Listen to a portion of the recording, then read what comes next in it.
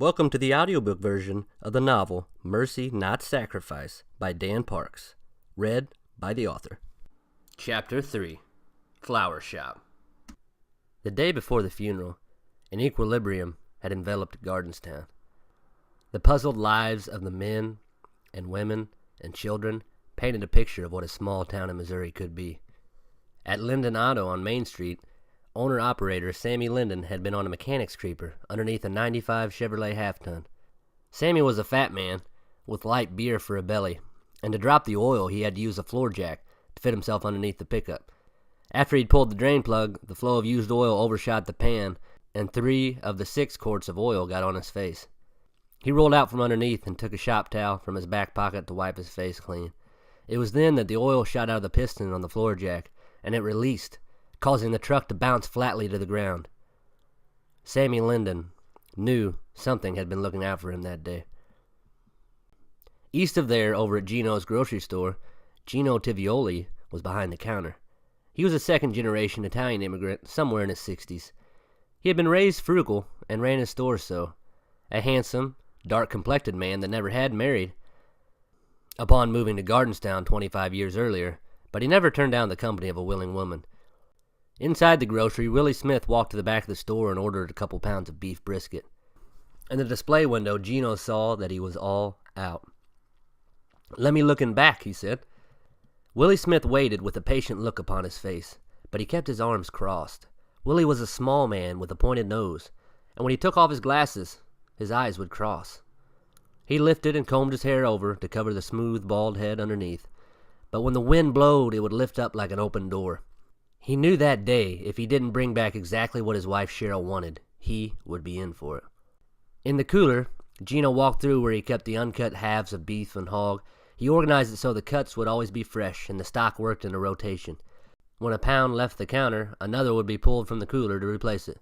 He looked in the back on the stainless steel shelves and on the wire cabinet by the door, combing through the wrapped pork chops, T-bones, and sirloins.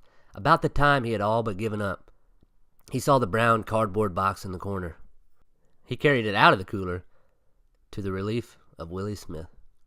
2 pounds, right?" Gino asked. Back on Main Street in front of the fish hook, Trippin' Jimmy had just begun to come to.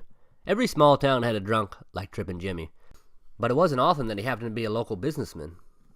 It was a decade earlier when he had been known only as Jimmy when he had been walking off a drunk down on Town Hill.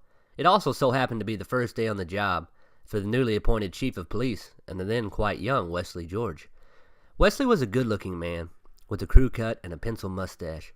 He was a good cop, but the power of the position grew on him over the years. His soon-to-be wife, Becky, had been filling her car at the gas station off Commerce and 3rd Street. She was young, with long, tan legs and straight and smooth oak-colored hair down to the arch of her back. That day, Wesley had paid more attention to Becky than the road as he drove Gardenstown's white and black Chevrolet Caprice, and when he turned on the police siren to impress Becky, it put a fright in Jimmy. In his drunken stupor, he thought the sound was either the rapture of God or a tornado siren, and he fell to his knees for safety from both. But the only penance he received was the front wheel of that police car over his leg. The city of Gardenstown got the settlement paid off a few years ago. The official diagnosis for Jimmy was a dislocated knee that caused for total ligament damage and the paralysis of the peroneal nerve in his left leg. He's had sort of a limp ever since. He couldn't lift his foot and trotted more than stepped, as he had to lift the entire leg when he walked, and this caused him to trip on about every 3rd step he took, and the nickname, Tripping, was born. Trippin' Jimmy invested what he received in the town bar, and once a local business owner, his outlook on life had changed. He was still drunk every day, but it was now for work, and it gave him purpose. Trippin' Jimmy had fixed his Baileys, but couldn't find the coffee. He looked under the sink at the counter of the bar. He looked in the cabinets where he kept the long-stem glasses, but then he remembered the shuffleboard game from the night before. The players had run out of sawdust, and Trippin' Jimmy had been quick on his feet when he offered a full can of instant coffee grounds as a substitute. He walked to the shuffleboard table and found the can of coffee underneath. He took hot water from the electric kettle at the bar and added it to the grounds, and the Baileys came alive with the added caffeine. He walked out the front door of the bar and looked to the sky. "It's a good day to be alive," he said. Halfway down Market Street, and just before where the road skips over Main and stops at the river, is where the town flower shop is located. Off the sidewalk and through the big and old glass windows, the phone was ringing inside. "Betty," Wendy said, "can you get it?" Wendy Heidelberg was a pretty woman, in her middle 30s, with a natural gray stripe on the side of her black hair. She was in the back of the shop, in the cooler, sorting through the stock of roses. Betty was the young woman who helped her. She was a college dropout, desperate for a job, and was lucky to have Wendy as a boss. Betty was a pretty girl with long blonde hair, who had relied on her looks throughout high school, but in college her reputation didn't transfer for credit, and soon realized that she preferred to stay in the dream of a small town. She chose to live where she was known and could get by on the ease of the past. In Gardenstown, she lived at home and waited to be taken care of by a man. "Town flower shop," Betty answered. She smacked her bubble gum against her lips. "This is Betty. How may I help you?" She listened for the caller's response. "Whose funeral?"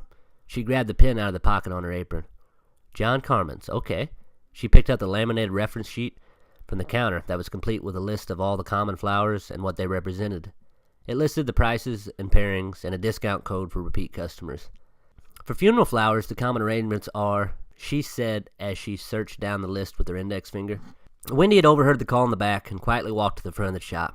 Often, she had to corral Betty, but did so in a graceful way. Wendy was a good teacher, as she knew when to push and pull so that Betty never gave up, nor gave in. Lilies, or the peace lily plant, also roses, of which we have white, classic red, yellow, or pink. Orchids are a good choice, as well as mums, pink carnations, and the hydrangea, said Betty. "Well, yes, lilies are very fragrant. When someone says this place smells like a funeral home, chances are there's a lily nearby." Wendy walked to the front of the counter. She smiled at Betty and beamed with pride as she lightly blew the dust off a nearby shelf. Betty looked confident and capable, and Wendy wished that she could see herself. Maybe then she would realize that she didn't need a man to complete her, but could add to the world all on her own. "Okay," said Betty. "So lilies and roses. Classic red is very common. It stands for love and grief." Wendy heard the customer thank Betty for the help on the order. "We thank you for your business," said Betty. Betty tapped from the excitement of the call, as the pen that she'd used to write the order was in the corner of her mouth. She chewed on it when she looked up for Wendy's approval. "Did I do okay?" "You did great," Wendy responded. Betty exhaled in relief. "Was that for John Carmen's service?" asked Wendy. "It was." "This has been a pickup in business, huh?" "Yes, it has," Wendy said. Wendy's shop had been barely holding on. A flower shop has 3 big days: Valentine's Day, Mother's Day, and funerals. The 2 holidays only come once a year, and in a town like Gardenstown, funerals don't come often enough.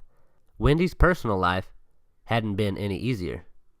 The child support had stopped coming, and she didn't expect to hear from her kid's father anymore. She had chosen to stop all contact and felt freedom for her decision. But she held on to a little guilt for knowing her children were growing up without a father. "Don't worry about the business," said Winnie. "The power company could come and shut the lights off, and the cooler wouldn't work, and our stock of flowers would spoil. But I would still have you with me in a garden somewhere, cutting flowers and making this town beautiful." "Really?" asked Betty. "Yes." She raised her hands and spun around in a dance to convince herself of the words. "Gardenstown needs beauty, and they need us," Wendy said. "Even if we have to tell them they do," Betty responded.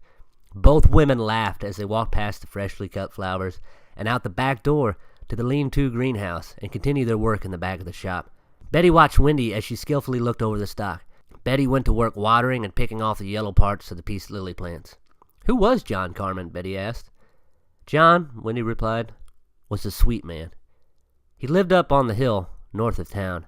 He was a widower with a big family, for the most part didn't talk to him. He came out of nowhere in my life, and that of the church." Wendy pulled a pad of paper from the back pocket of her fitted jeans and took out a pen behind her ear and began to write. "We are going to need to order more roses and lilies," Wendy said. "Okay," Betty responded. "What do you mean? How did John Carmen come out of nowhere?" Betty picked up a rose stem and inspected it and threw it in the trash bin. "It was early last spring," Wendy said, "when John started coming to Mass and became a friend of Simon the priest." "Simon the priest is a kind man," said Betty. "He was good to my grandma when she was sick." "He is very valuable to this community," responded Wendy. She stopped her work and stared ahead to recall from memory. "He helped John become the man he could be. You see, John was a wealthy man, and once he knew that he was dying, he realized it was time to share." "What do you mean, share?" She filled a pail of water from the spigot. When he died, he gave all of his money to the school, responded Wendy. Wendy's eyes flooded with tears of joy. The best part was how he volunteered at the school. The budget had grown so small, and they were understaffed. He helped out there any way he could, in the library and cafeteria, and as a janitor cleaning and locking up at night. Emotions overflowed Wendy's eyes and poured over her face. She sat down on the outside bench, and Betty came beside her and placed a hand on Wendy's shoulder.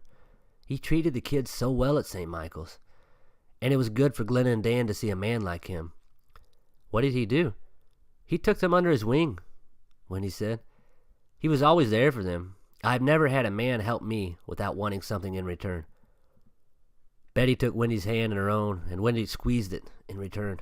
John Carmen broke that cycle for me, Wendy said. Wendy's words washed over Betty as she tried to swallow the statement. He reminded me that love is still in this world. My best memory of John Carmen is when he helped with Glenna and Dan last Valentine's Day. How so? Drying her eyes with the collar of her shirt, she said, It was right before you started. The shop was dire. I had to do something to get business that day and took a gamble by advertising free delivery. It paid off as I was up to my eyelids in rose orders, and I had a delivery list a mile long. That's when John Carmen saved the day. He brought pizza for the kids and made the deliveries while I stayed in the shop and worked the orders in the phone. How did he know you needed help? I don't know, Betty, Wendy responded. But he was the kind of man that was sensitive to what most people ignore. We need to do the best for his service, Betty said, to honor a man like him. Wendy turned to face Betty. I want you to take the lead on the lilies. Do you think that I'm ready? Betty asked. Let's show Gardenstown what you got, Wendy responded. The front door jingled when I walked inside. Both of the women stood up from the bench when they heard it, and Wendy handed the order list to Betty. Take note of the lilies and get to work. The typical arrangements? You got it, Wendy said. The sympathy sprays, remembrance bouquets, and heavenly angels. Wendy walked to Betty as a coach does to a player before the last big play of a game. You can do this, Betty. When Wendy walked out from the back, Betty began to believe in herself for the first time. Her shoulders relaxed, and her mind became determined as she went to work. I stood at the counter when Wendy came in from the back. Hello, Wendy said. May I help you? I'm here for some flowers, I said. What's the occasion? I stared at her eyes. They were the deepest, darkest blue. I had known of Wendy Heidelberg, but had never got to know her, which was a common theme for me in Gardenstown. I knew many names, but no one really knew me. A funeral, I said. What's the name? John Carmen. The pleasant look on her face changed to one of concern. That's right, she said. He was your grandpa? Yes. My hands grew heavy. Remind me of your name, she asked. Johnny Carmen.